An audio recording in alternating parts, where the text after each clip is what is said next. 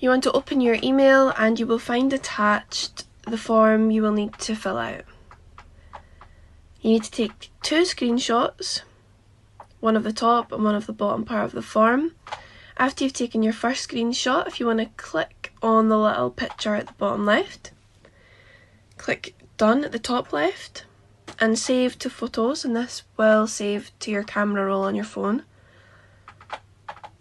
Then you can scroll down and take a screenshot of the bottom. Make sure you don't miss out any sections as they will all need to be completed. And if you don't know how to screenshot on your phone, a simple Google will tell you how to do so. Again, click on the photo, select done and save to your photos.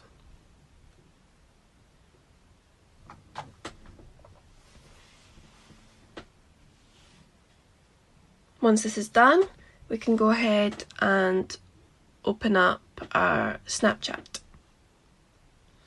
Once you've opened your Snapchat app, you want to swipe up on your main page.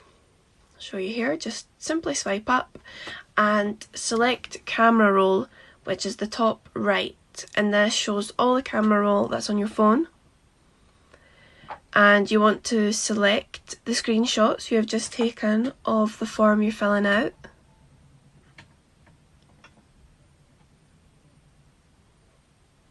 This is the second page, but right now we want to focus on the first page. So now we're going to start typing in and filling out the different sections. So if you hold down on the photo with your finger till these boxes come up and you want to select edit photo, then we want to go to T in the top right corner, and you can see here if you scroll along it gives you different types of fonts. Personally, I think the second last option is the easiest and it fits the boxes perfectly. Now you want to type out the information you're going to be entering in the box. And here we're just using an example, but you'll need to put in your correct personal information.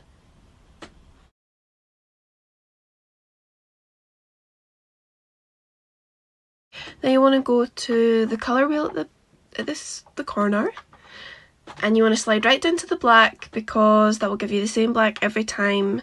It'll make your form look more professional. You want to take your 2 fingers, pinch the write-in on the screen, and this allows you to make it smaller or bigger and to move it around and place it wherever you want the write-in to be. And again, you just want to do this throughout. You just want to do this throughout the rest of the form. Again, make sure you're entering your own first name, surname,